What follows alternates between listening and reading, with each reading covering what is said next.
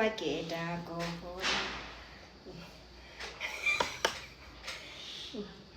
बिरामी बिचरा है, बिरामी नै भए पनि उसलाई ढेँडो खान मनपर्ने के साथीहरू, ढेँडो खान मनपर्ने। अनि मैले अब यसरी टुक्रा टुक्रा गरिदिनु पऱ्यो कान्छीलाई। यसो गरिदिँदाखेरि चाहिँ उसलाई खान सजिलो हुन्छ। म जस्तै छ फेरि खानेकुरामा चाहिँ एकदमै मनपर्ने होइन, यस्तो यस्तो है खानेकुराहरू टक्क। अनि त्यस्तो छ साथीहरू।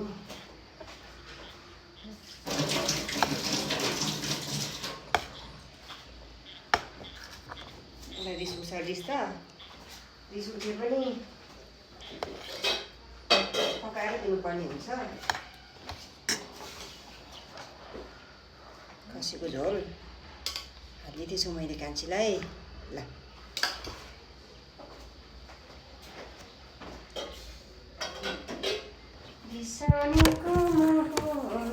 क्याबाट फर्काइदिन्छ यसरी।